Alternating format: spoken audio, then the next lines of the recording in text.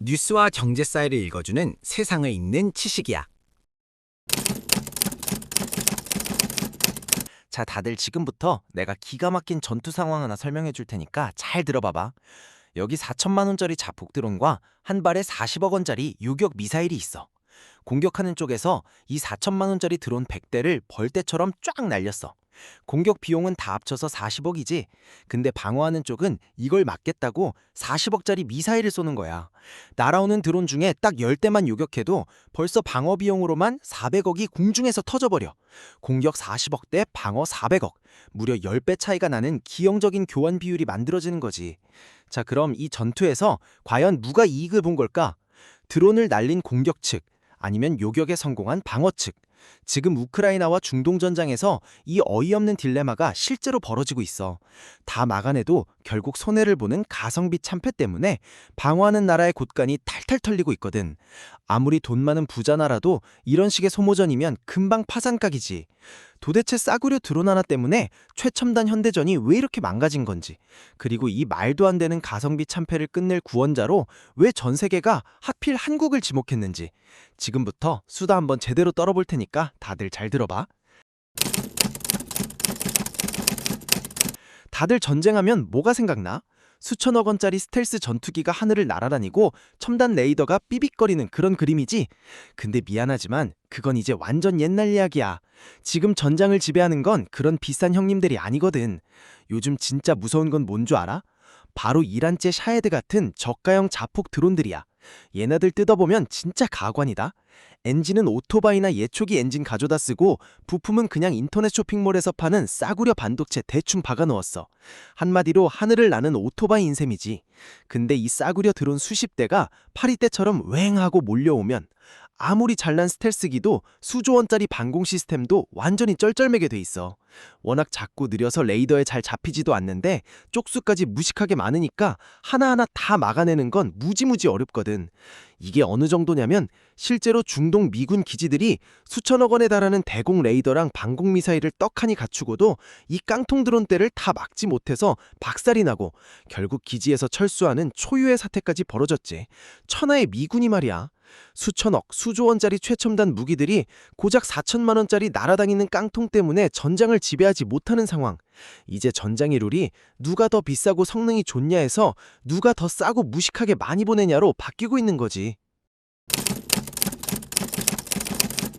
이게 단순히 와 드론 무섭네 수준에서 끝나는 게 아니거든. 핵심은 바로 돈이야. 너희들 방패의 파산이라는 말 들어봤어? 사실 공격하는 쪽에 날린 드론이 100%다 목표물까지 사라져가는 건 아니야. 드론 100대를 띄워봤자 실제로 목표 근처까지 가는 건 한 10% 정도에 불과하지. 그런데 방어 측 입장에선 바로 이 10%의 살아남은 드론 때문에 골치가 아파지는 거지. 이 10%를 확실하게 요격하겠다고 비싼 방공미사일을 쏘면 순식간에 수백억 원이 공중에서 허무하게 터져 나가는 거야. 적 입장에서는 설령 드론이 목표물을 못 맞춰도 방어 측의 비싼 미사일만 쏙쏙 빼먹게 만들면 이미 완벽하게 개이득인 당사를 한 셈이거든. 물론 방어하는 쪽도 바보가 아니니까 무조건 비싼 미사일만 쏘는 건 아니야. 하지만 반대로 공격하는 쪽도 값싸고 멍청한 드론만 날리는 게 아니거든. 섞어서 쏘니까 막는 입장에선 진짜 환장하는 거지. 이게 바로 현대전의 가장 잔인한 이면이야. 예전에는 무기 성능이 좋으면 장땡이었는데 이제는 무기 성능을 넘어서 누가 먼저 국고를 탕진해서 파산하느냐의 싸움으로 바뀌고 있어. 실제로 우크라이나와 러시아 그리고 중동 국가들이 지금 딱 이 딜레마에 빠져서 피가 마르고 있지. 막아도 손해, 그렇다고 안 막으면 국가 주요 시설이 박살나고 인명 손실이 발생하니까 훨씬 더 큰 손해. 막으면 막을수록 나라 지갑이 팍팍 찢어지는 이 말도 안 되는 예상 깎아먹기 전쟁. 결국 전 세계 군사 전문가들이 머리를 싸매고 결론을 내렸어. 기존의 비싼 미사일론 절대로 이 드론 전쟁에서 이길 수 없다. 무조건 싸게, 아주 싸게 드론을 떨어뜨릴 수 있는 미친 가성비의 방패를 찾아야 한다라고 말이야. 그럼 이 말도 안 되는 가성비 싸움판에 우리 K방산이 가만히 기찜지고 있을까? 이 답없는 가성비 싸움판에 K방산이 꺼내든 해결책, 바로 세계 최초로 군에 본격 배치하기 시작한 레이저 대공무기, 일명 천광이야. 다들 스프 영화 보면 우주선들이 퓨웅퓨웅 하고 레이저 쏘는 거 많이 봤지. 그 스타워즈가 드디어 우리 눈앞에 현실로 튀어나온 거야. 일단 이 녀석은 미사일이나 포탄처럼 무겁게 탄약을 싣고 다닐 필요가 없어. 발전기 쌩쌩 돌아가고 전기만 잘 공급되면 쏘고 싶을 때까지 쏠 수 있는 완벽한 무한 탕창이야. 게다가 눈에 보이지도 않고 소리도 없는 레이저빔을 딱 쏴서 10초에서 20초 만에 드론의 엔진이나 핵심 전자회로를 700도나 넘는 고열로 스르륵 녹여버리지. 이 천광이 세계 군사 전문가들을 단번에 주목하게 만든 진짜 이유가 뭔지 알아? 바로 아까 말했던 그 지독한 가성비 딜레마를 아주 깔끔하게 해결해버렸다는 거지. 아까 요격미사일 한 발 쏘는데 40억 원씩 공중에서 터진다고 했지? 그럼 우리 천광은 한 번 빔을 쏠 때 전기세가 과연 얼마가 나올까? 100만 원? 10만 원? 아니, 단돈 2천 원. 진짜 딱 2천 원이야. 길거리에서 파는 붕어빵 한 봉지 값으로 저 4천만 원짜리 자복 드론을 조용히 지져서 격추시켜버리는 거라고. 물론 솔직히 말해서 아직 이 레이저 무기가 완벽한 치트키인 것만은 아니야. 현실적으로 해결해야 할 과제들도 분명히 있지. 다른 요격체계에 비해서 사거리가 좀 짧은 편이고 한 방에 터트리는 게 아니라 계속 빔을 쏴서 지져야 하니까 요격 시간도 꽤 걸리거든. 게다가 빛을 이용한 무기다 보니까 비가 오거나 안개가 짙게 끼면 날씨의 영향을 엄청나게 받는 것도 사실이야. 지금 배치되는 건 덩치도 꽤 크고 고정형이라서 기동성도 아쉽기 말이지. 하지만 우리 K방산이 여기서 멈추겠어? 2030년을 목표로 출력을 확 높이고 트럭에 싣고 다닐 수 있게 이런 단점들을 싹 다 보완한 업그레이드 버전 천광2가 벌써 맹렬하게 개발 중이란 사실. 자, 아까 내가 레이저 무기 천광이 비 오거나 안개가 짙으면 위력이 좀 떨어진다고 했잖아. 그럼 날씨 안 좋을 때나 아니면 드론이 코앞까지 뚫고 들어왔을 땐 어떻게 해야 할까? 여기서 등장하는 게 바로 가장 원초적이면서도 확실한 물리력. 허공에 쇳덩어리를 뿌려서 드론을 말 그대로 갈아 마셔버리는 K827. 비호복합과 차륜형 대공포 천호야. 비호복합은 30mm 기관포 두 문에다가 단거리 지대공 미사일 신궁을 하나로 합친 무기야. 멀리서 미사일로 쏘고 가까이 오면 분당 수백 발의 포탄을 비오듯 쏟아부어서 그물망처럼 찢어버리는 거지. 여기에 최근에 전력화된 천호는 차륜형 형태라서 도로를 쌩쌩 달리며 방어할 수 있고 레이더 대신 고성능 카메라로 목표를 쫓아가기 때문에 가성비가 엄청나게 좋아. 근데 여기서 팩트 체크 하나 확실하게 하고 넘어가자. 무조건 우리 무기라고 입에 침 바르고 칭찬만 하면 안 되잖아. 솔직히 말해서 이 비호복합이 예전에 외국에서 진행된 테스트나 일부 실전 평가에서 뼈아픈 지적을 받은 적이 있어. 원래 헬기나 전투기 잡으라고 만든 레이더다 보니까 2, 3m짜리 조그만 싸구려 드론들이 낮게 날아오면 레이더가 이걸 새떼인지 드론인지 헷갈려서 탐지나 추적을 놓치는 문제가 발생했던 거야. 당연히 요격 성능도 기대에 못 미쳤지. 실제로 북한 무인기 넘어왔을 때도 비슷한 한계가 드러났고 말이야. 근데 전 세계가 K방산을 진짜 신뢰하는 진짜 이유가 뭔지 알아? 우리 무기 완벽해 하고 우기거나 덮어버리는 게 아니라 문제점이 나오면 미친 속도로 피드백을 반영해서 뜯어 고친다는 거야. 기존 레이더가 작은 드론을 못 잡으니까 아예 최신의 전투기에 들어가는 초정밀 에이사 레이더로 교체하는 개량 작업에 바로 착수했어. 게다가 아까 말한 천호처럼 레이더 전파 대신 열과 비트로 끈질기게 쫓아가는 광학 추적 장치를 달아서 드론의 회피 기동을 카운터 치는 방식으로 진화시켜버린 거지. 결국 비가 오든 눈이 오든 레이저로 지지고 안 되면 기관포로 갈아버리는 이 촘촘한 그물망이 서서히 완성되어 가고 있다는 게 오늘의 핵심이야. 자, 앞서 레이저로 지지고 기관포로도 갈아봤지. 근데 더 신박하고 통쾌한 방법이 하나 더 있어. 바로 눈에는 눈, 이에는 이. 아니, 드론에는 드론 작전이야.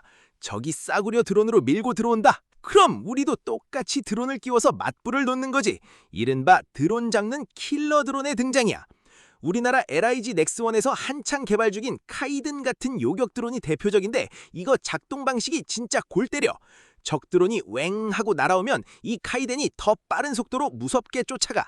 그러고는 공중에서 목표물을 향해 그대로 쾅 하고 들이받아서 말 그대로 뚝배기를 깨버려. 동기어진 자폭 공격으로 적을 부숴버리는 아주 화끈한 물리적 타격, 즉 하드킬 방식이지.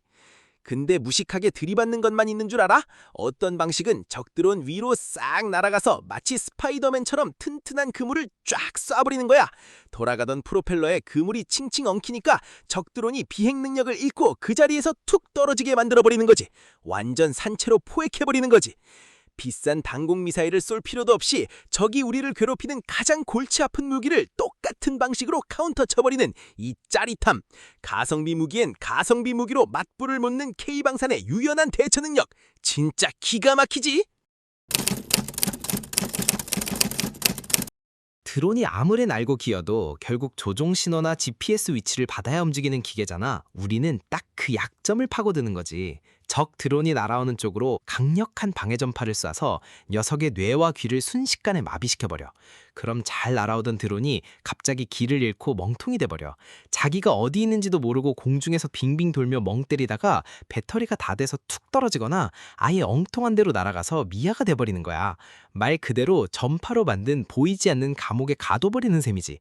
이게 진짜 기가 막힌 이유? 미사일로 부수면 파편 때문에 2차 피해가 날 수 있는데 이건 기계만 조용히 잠재우니까 도심이나 중요 국가시설 근처에서도 아주 안전하게 쓸 수 있어. 하드킬로 뚝배기를 깨고 소프트킬로 뇌까지 마비시키니 적들 입장에선 진짜 숨이 턱턱 막히겠지. 자, 여기서 우리가 꼭 짚고 넘어가야 할 핵심이 있어. 전파로 뇌를 마비시키고 레이저로 지지고 기관포로 갈아버리는 이 무기들 사실 하나하나 떼어놓고 보면 무적은 아니거든. 방금 말한 레이저 무기 천광만 해도 빛을 쏘니까 멀리 갈 것 같지만 실제 사거리는 2-3km 정도로 기존 대공포인 비호복합이나 천호랑 별 차이가 없어. 결국 아주 멀리서 날아오는 드론이나 탄도미사일은 여전히 천궁2 같은 비싼 미사일 형님들이 맡아줘야 한다는 뜻이지. 그래서 진짜 중요한 건 무기 하나하나의 성능이 아니야. 우크라이나의 무인 전력 사령관인 바딤 수아레프스키가 이런 말을 했어. 드론 전쟁은 비싼 무기 하나로 이기는 게 아니라 다양한 체계가 전장 상황에 맞춰 얼마나 유연하게 하나로 묶여 움직이느냐의 싸움이다 라고 말이지. 한국 방산이 무사한 건 바로 이 지점을 파고들기 때문이야. 탐지부터 타격까지 모든 수단을 하나로 묶는 통합 안티드론 체계를 패키지로 구축하고 있거든. 하지만 우리에게도 숙제는 있어. 가장 큰 문제는 이 다양한 무기들을 하나의 뇌로 연결하는 안티드론 지휘 통제 체계의 완성도야. 각각의 무기는 훌륭한데 이걸 실시간으로 오차 없이 조율하는 소프트웨어 기술은 아직 더 갈고 닦아야 하거든. 게다가 산이 많아서 전파 사각지대가 널려있는 우리나라 지형 특성상 드론이 낮게 숨어서 들어오면 탐지가 대단히 어려워. 이걸 다 메우려면 엄청난 수의 레이더와 장비를 깔아야 하는데 결국 이건 다 돈, 즉 예산 문제로 직결되지. 결국 하드웨어는 세계 수준에 도달했지만 이들을 얼마나 똑똑하게 엮어내느냐와 지형적 한계를 극복하느냐가 K통합 방공망이 넘어야 할 마지막 구계인 셈이야. 자, 오늘 우리 K방산의 대드론 통합 방공망 이야기 쭉 해봤는데 다들 어땠어? 사실 이 모든 첨단 무기들이 그냥 갑자기 뚝딱 하늘에서 떨어진 게 아니야. 솔직히 말하면 이건 우리가 지난 70년 동안 북한이라는 세계에서 가장 까다로운 상대를 마주하며 이 악물고 버텨온 생존 본능의 결과물이야. 멀리 갈 것도 없이 2022년에 북한 무인기 대낮에 서울 상공이 휘젓고 다닐 때 기억나지? 그때 우리 자존심 진짜 많이 구겼잖아. 하지만 대한민국이 어떤 나라야? 위기가 오면 그걸 기회로 바꿔버리는 피드백의 괴물들이잖아. 그때의 굴욕을 잊지 않고 부족했던 레이더 뜯어 고치고 세계 최초로 레이저 무기 배치하고 전파 교란 기술까지 미친 듯이 고도화시킨 거야. 결국 70년 분단 현실이 만들어낸 이 끈질긴 방위 산업이 이제는 전 세계가 겪고 있는 드론 전쟁이라는 거대한 숙제의 정답지가 되고 가는 거지. 남들이 부러워하는 K방산의 위상은 사실 우리가 평화를 지키기 위해 흘린 땀과 눈물로 만들어진 거라는 사실 절대 잊으면 안 되겠지? 자, 오늘 준비한 방구석 수다 여기까지야. 이 영상이 흥미로웠다면 구독이랑 좋아요 꼭 눌러주는 거 잊지 마. 너희들의 클릭 한 번이 내가 다음 지식을 파헤쳐오는데 엄청난 힘이 되거든. 그럼 난 다음에도 더 대박적인 지식 들고 찾아올게. 안녕!